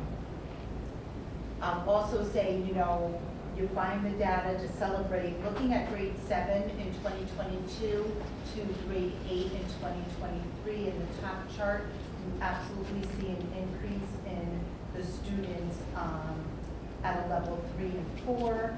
And in the bottom chart, where the students did not outperform the state in grade 7, they made strides and did outperform the state in grade 8. This is a sample page from work we did with students last year related to their growth goals for their Smarter Balance scores. It was really interesting. It was the first time that we had ever pulled students into these conversations. Many of them had never seen their scores before, even though they're mailed home to them. It became clear that it's a conversation that's not happening a lot. And so they were most of them were really interested to see what their prior year score was. The growth goal is set by the state, as Lori was saying before. There's a chart, you look at what grade they're in, what their score was the year that they took the test, and then it gives them a targeted number of points that they're supposed to grow. And we shared that information with students, and most of them thought it was really interesting. We gave parent resources to be sent home in terms of test preparation, and then also a page with 6 to 8 strategies for students to use while they're taking the tests also. So just bringing them into the conversation more. It's more data tracking, but the students are now more invested in their own scores, understand them a little bit more, understand what they need to do. Parents get that language as well, and we celebrate the students that did hit their goals. So right before SBAC testing this year, we're going to have a celebration with all students that did hit their goal from the previous year. We'll set new goals depending on, because they're now at a new grade level, and we'll celebrate them again. So it's just getting more student buy-in and investment with it. So this shows the growth rate of the middle schoolers in grades 6, 7, and 8. Both charts compare our data with the state, the top one being the percent of students achieving the growth target, so again, they either met it or didn't. And then the bottom chart shows the average percent of growth targeted achieved. Definitely believe those conferences where we're bringing the students in to engage and motivate them and take some ownership in their learning would result in improved scores along with the curriculum instruction and assessment efforts that have been put in place.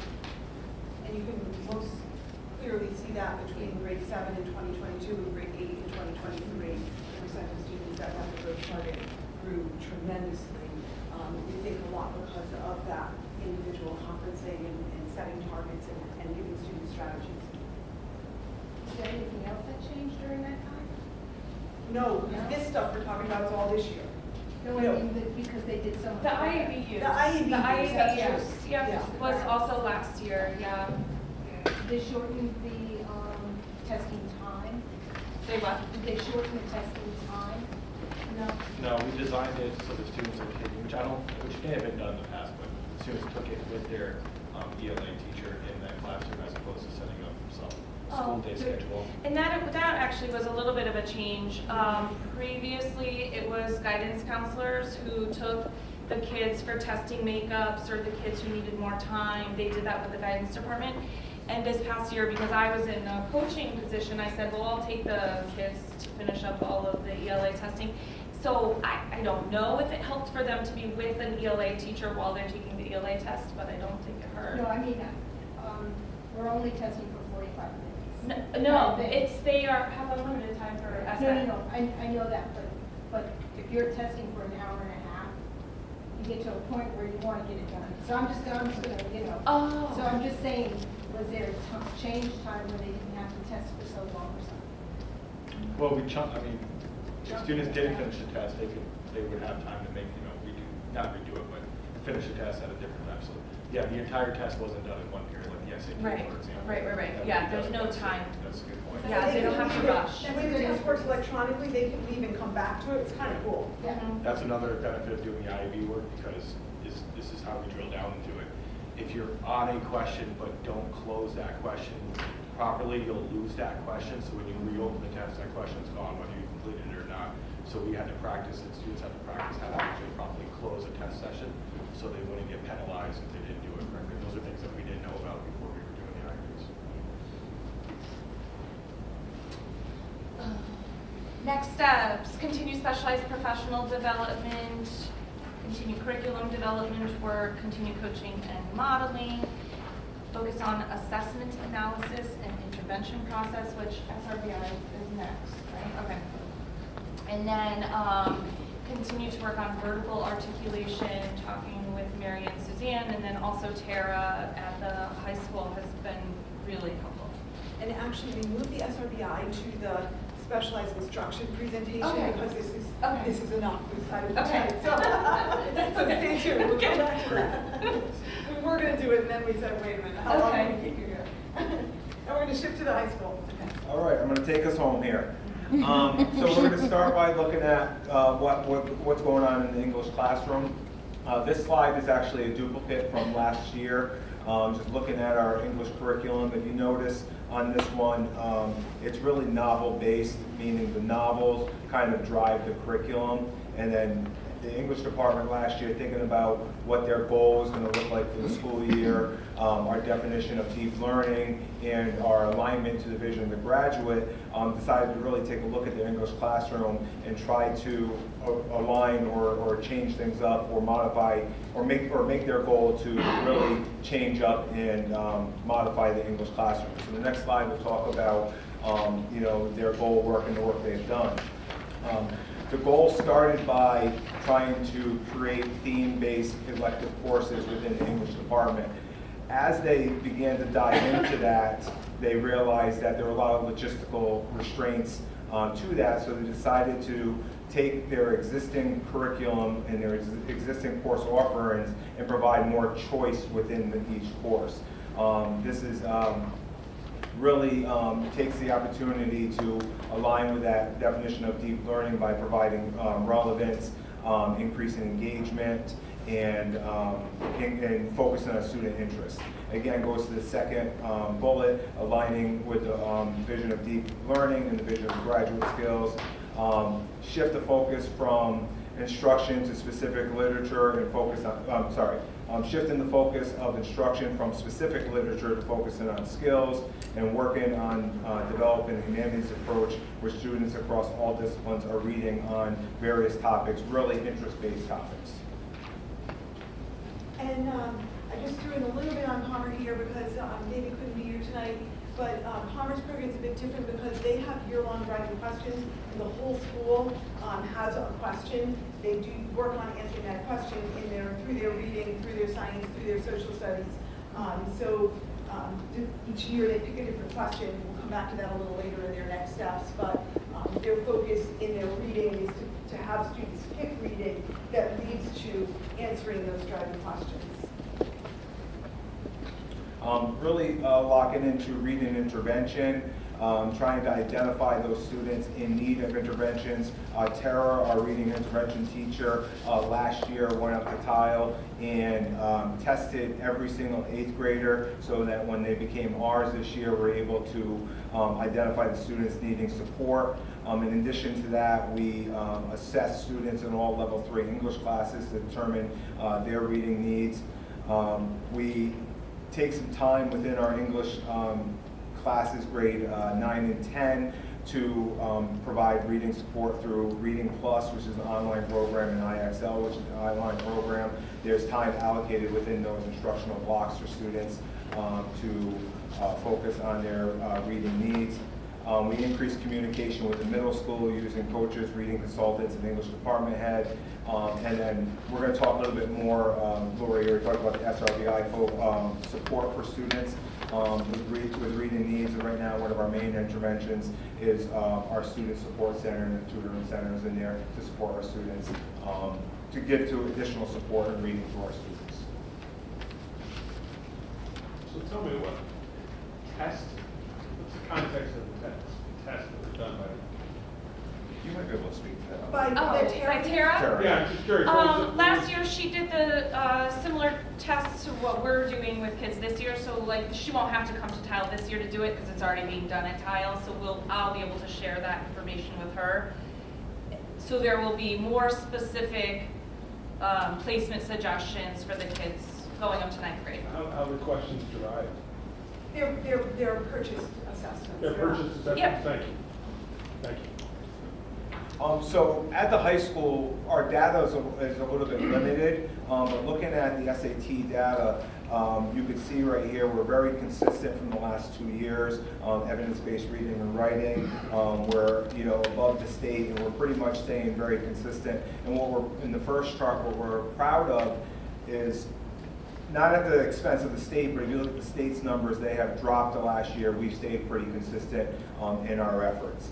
And then same thing with the bottom chart, students are meeting benchmarks. Again, we're very consistent in our efforts, although the state is declining in their efforts. And again, not that we're thriving because other schools and other systems are not, but we are very proud of our consistency in our efforts on this assessment.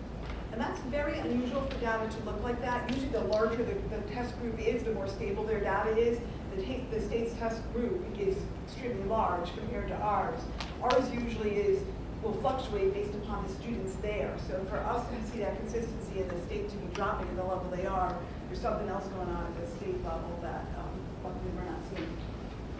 Yep, this is an interesting slide. I know it's hard to see, but it takes our PSAT data and our SAT data and compares it, and we can see a growth, and it further supports, you know, I think it was a handful of years ago, we might be going on more than a handful, where we decided to incorporate the SATs 9 to 11, and we're wondering if we're getting some bang for our buck by testing them so early as ninth graders, but we can see a significant growth here from SAT to SAT data. I think students are getting more comfortable with the test, and we're able to take that data from the SATs and provide that information to our English teachers so they can support growth for our students in areas in which they're struggling or showed struggle on the SAT.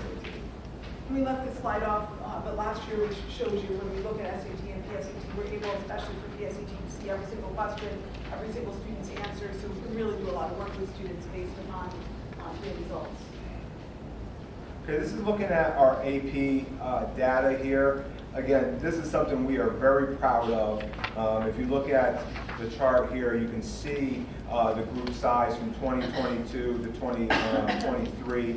Our group size is growing there. Our mean scores are growing, and percentage of students scoring 3 or higher is also growing there. And then we're above the state and above, you know, really the world when you look at some of our data in the advanced placement testing around literature and language. Also, what we're projecting here too, if you look at the bullet points in the bottom, we're going to go from 2022 to 19 to 30 to 45 students enrolled in AP language and AP literature courses. So we're continuing to grow that out. And then with ECE English this year, we also have another 27 students enrolled in these advanced classes. So it's really, it really is a remarkable effort by our students and our English teachers to kind of continue to challenge themselves in these advanced level courses and succeed. If you look at this next one, again, talking about advanced placement of all of our students, it's just a real consistent effort by our students and our teachers. Percentage of students score with scores of 3 or higher. Again, it's very consistent along the board for the last 5 years there. And then number of AP tests taken. Again, we're showing consistent numbers. The 2021 year stumped Lori and I as we kind of put this data together. Why were we so high there, and then dropped off the following years. And we've come up with a couple of solutions. We had a teacher who was teaching an AP class in English retire at that time, and we were unable to fill that role within that realm there. And then we also, there's some transitions from AP to the ECE, class offering. So those are kind of the reasons we came up with, or we determined were the reason for the drop, but it's still holding very consistent. So there's 2 ways students can earn college credit in high school. One is an AP course and pass the test, the bar being the 3. That's why that's, you know, when you look at the scores of 3 or better. And the other way is to take a UConn class that's called ECE, or college experience. So we've had some shift in the existing, do we offer as AP or do we offer as ECE? Either way, the students have college access. Okay, then next thing, kind of to further show how proud we are in our score, and our scores, the College Board has acknowledged us with an AP School Honor Roll recognition for our increased participation and performance in the AP exam. We were dating this back, I think it's been about 7 or 8 years since our last recognition of this, so we are very proud that we were recognized for our efforts, for really our teachers' efforts and our students' efforts in their ability to challenge themselves and succeed in the world of AP and ECE. And the next step for Palmer, what they've been doing for a number of years now in that project-based program that they have there is every year they survey students and teachers, and they pick a a driving question, and each year they have to develop a program. That is all their social studies, all their English, their science, to align with that driving question. What that's having us not ever be able to do is get a settled curriculum. And you saw from some of the documents, particularly those who are at E&E, how much work we put into a curriculum and how valuable that is. So what we're working on now at Palmer is picking 4 driving questions and cycling them through every 4 years, so we can take the time to really get 4 solid curricula. Palmer's population is so small, they all cover the same driving question the same year. They might be doing different levels of work because they're different ages, but the theme stays the same for the whole building. So we're working on picking the best of those 4 questions and really building out those units. This year's is sustainability. I don't know what the question exactly is, but the topic, the theme is sustainability, and that's one that we'll build out because it's a really powerful unit. And at the high school, kind of just to reiterate some of the work that we've begun to do this year, is to make English more interdisciplinary, increase the focus on humanities, bring a comprehension instruction to the forefront across all disciplines, and continue reading intervention process using data from the middle school and targeting students in level 3 English in grades 9 and 10. And I should tell you, we are struggling in the district mightily right now with illness. Ted Richmond, the English department chair, very much wanted to be here, but unfortunately he's out sick. So Rob would have found this job. Any other questions?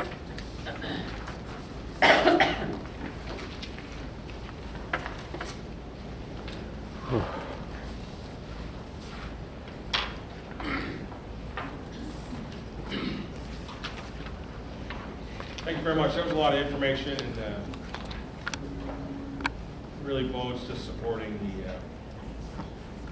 staff at the school. So I'm glad the Board of Ed had a chance to hear this very detailed approach. Thank you very much.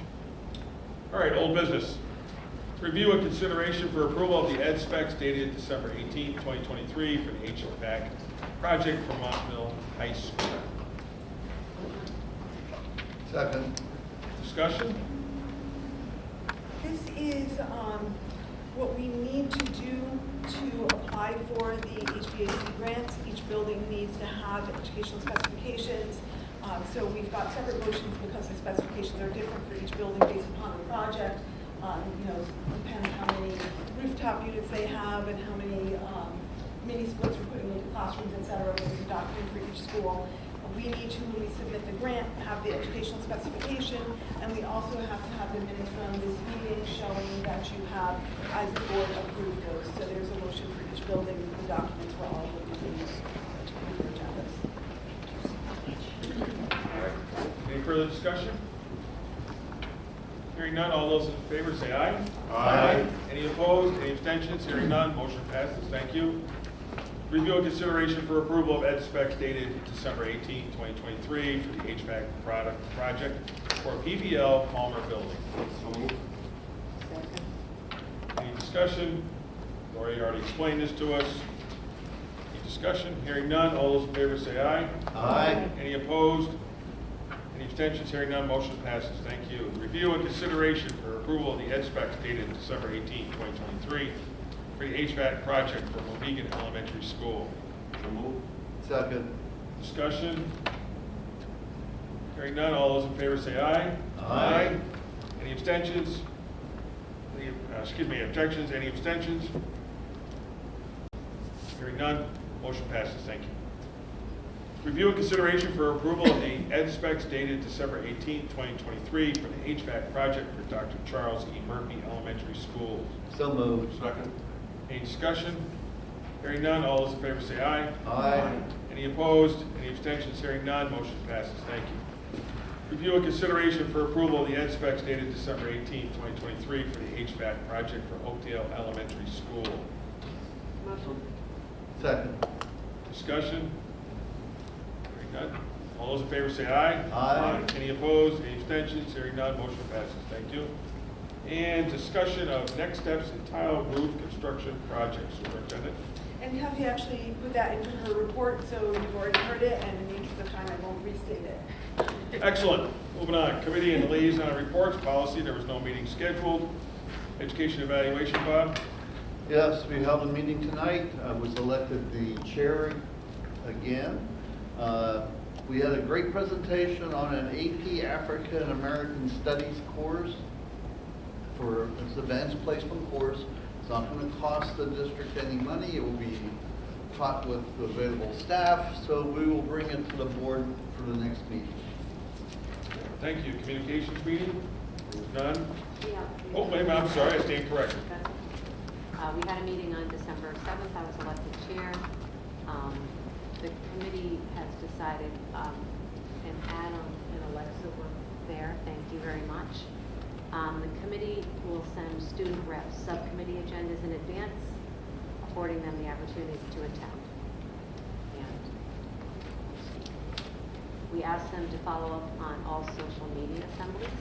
We also asked them to alert the board of any upcoming events so that we can attend instead of always listening to what has already happened. We can find out what's in the future. The student reps will now reach out to the government reps at Tile using Ms. Carvello as a contact, and we're hoping that it will help ease transitions from the middle school to the high school. Thank you. Montville Education Foundation? Exciting meeting this month. Grant awards were made over the past several weeks. They visited Murphy to award Mary Ellen Kane a grant for a 3D printer. She's a library media specialist, and she teaches a lot of the kind of makerspace program at Murphy. They awarded Tile's school counselor Sarah Cunningham a grant for renovating the Tile greenhouse. Tile has a nice greenhouse space, but it's been used for storage for many years, and it's going to go back to the new greenhouse, which is really exciting.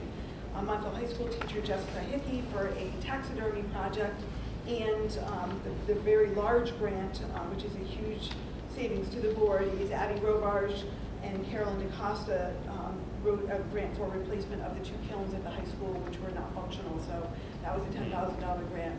Wow. Nice. Very nice. Really good news. Yeah.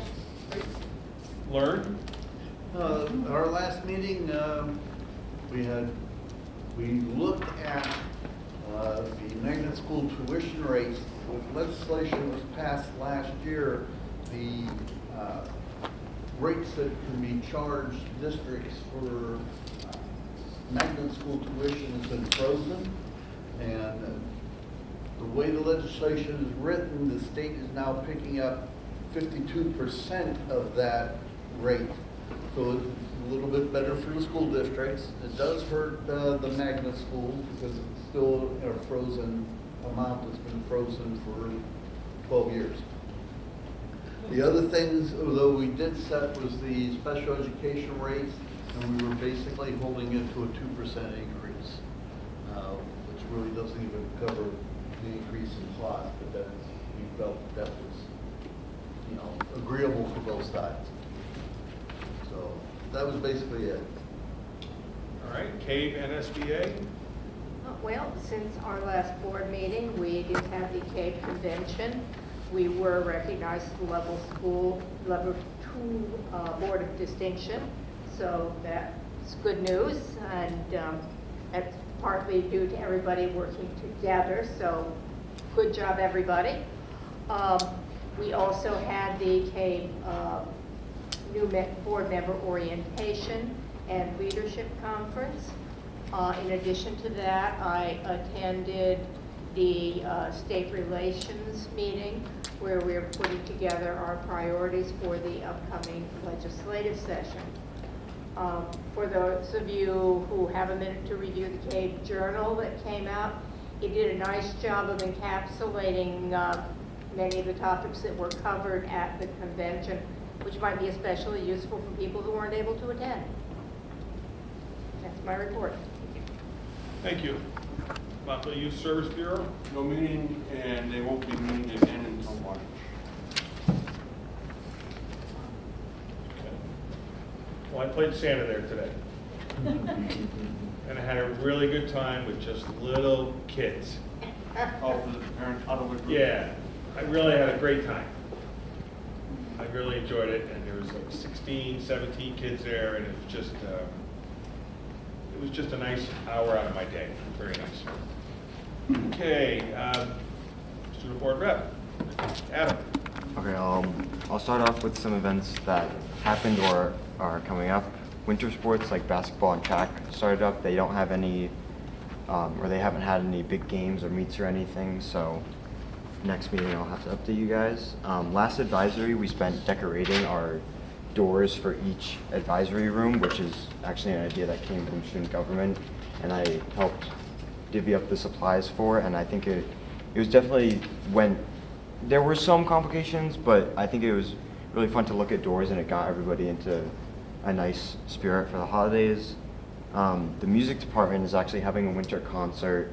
It should be happening sometime late January after midterms, but I'm very excited for that. The rock band is performing for its second year after last year, and there's going to be a lot of performances from different classes, like the choir classes, aforementioned rock band, and others. This Friday, the rock band and the teacher band will be having a concert as well, which I'm personally very excited about. I understand you guys wanted to hear the response to the assembly that was held not too long ago, and I'll start off by saying assemblies, I think in my opinion, are pretty difficult to make effective. The whole point is to get a serious message across to a lot of students, but that makes it come off as a little bit impersonal.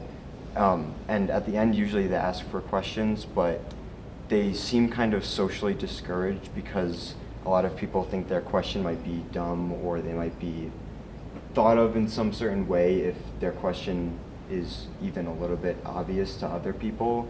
So some people just don't like to have their questions said.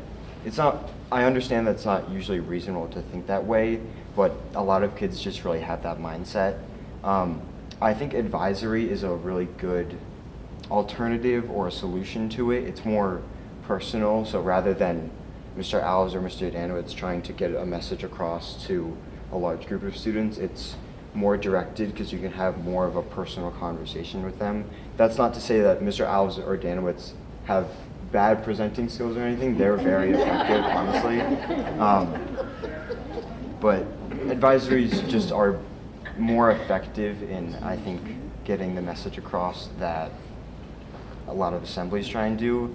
And the interactive portion was interesting, but I have to be honest, a lot of kids put in inappropriate or joking or just generally not serious answers, and I guess you just can't trust high schoolers to be serious. So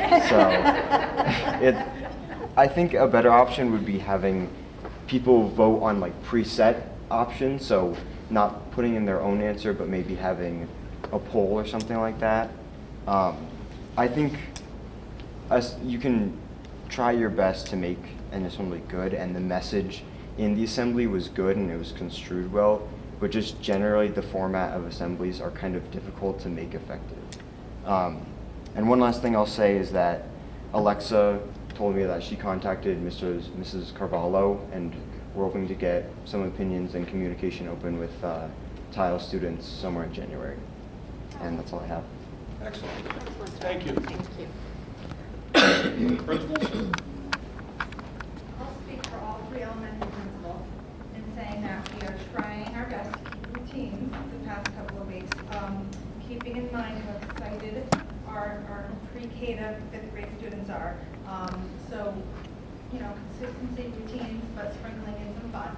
I do have to say at Oakdale, we started a little program with our fifth graders, buddying up with kindergartners, and they met in December.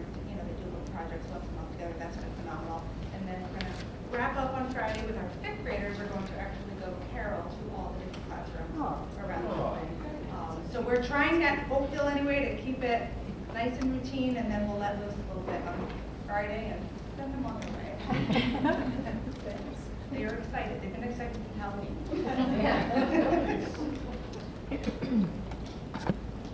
Just happy holidays, everyone. Thank you. All right, informational items, future dates. Next regular board meeting will be January 16th, 2024. Report on the district operating plan.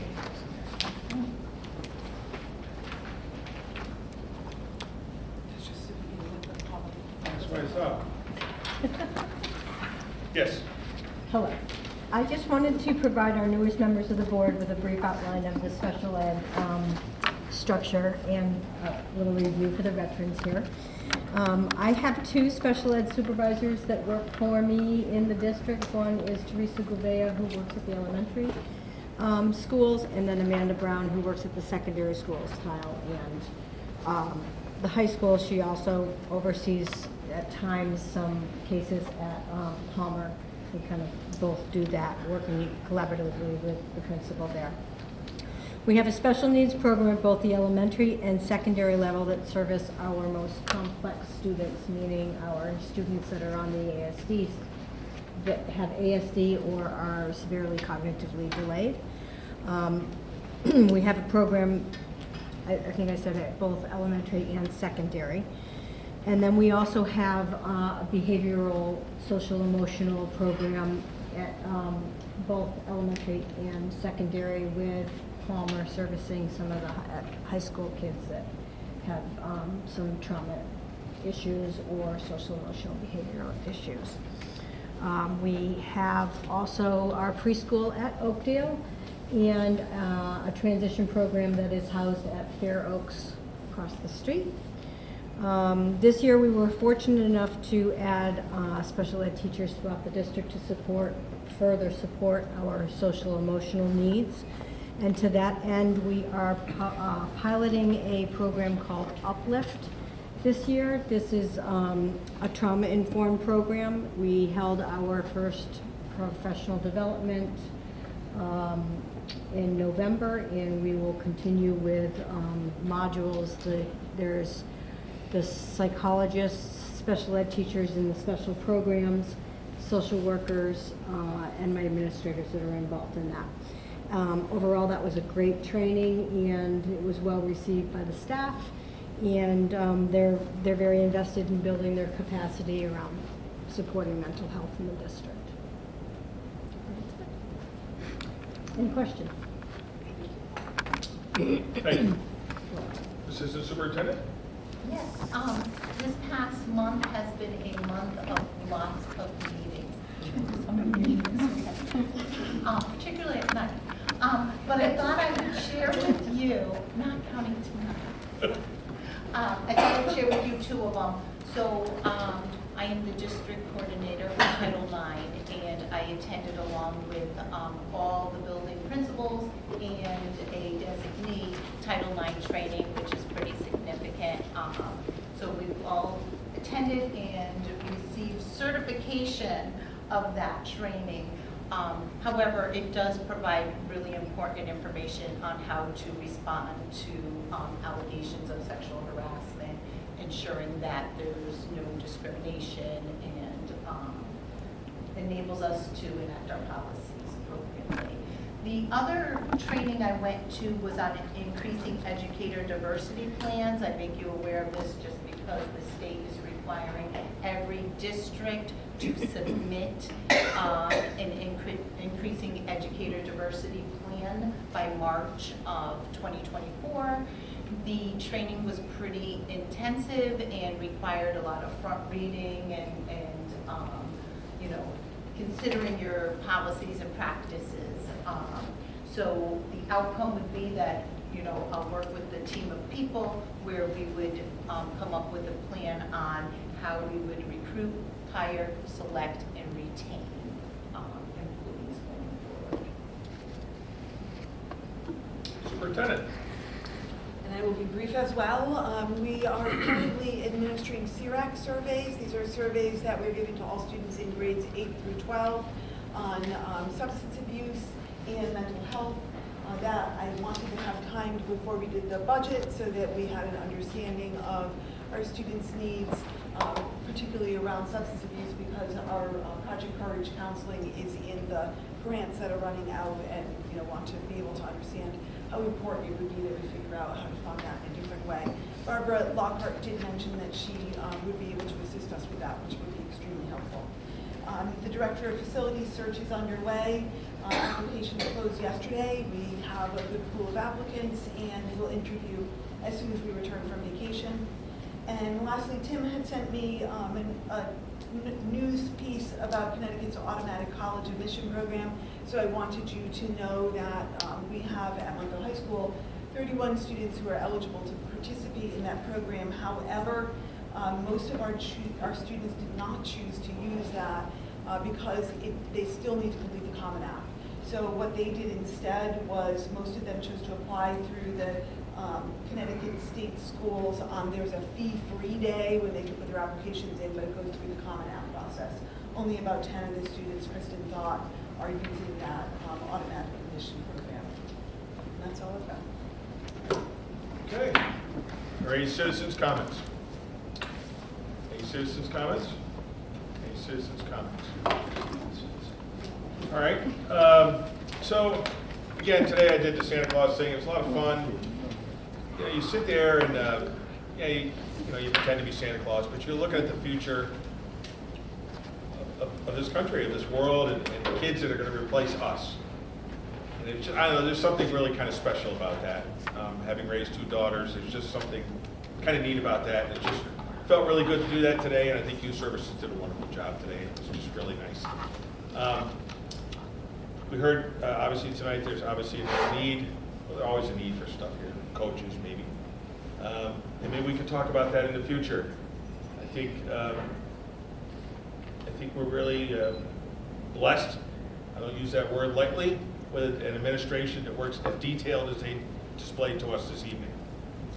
That was a very detailed presentation that shows just how hard people work here at Montville School District. That said, I hope everybody has a happy holiday, safe, maybe a little bit of snow. Future agenda items. No future agenda items? Okay. Don't worry, we'll come up with something. All right, okay. That's it. Motion to adjourn? Motion. Meeting adjourned. Thank you very much.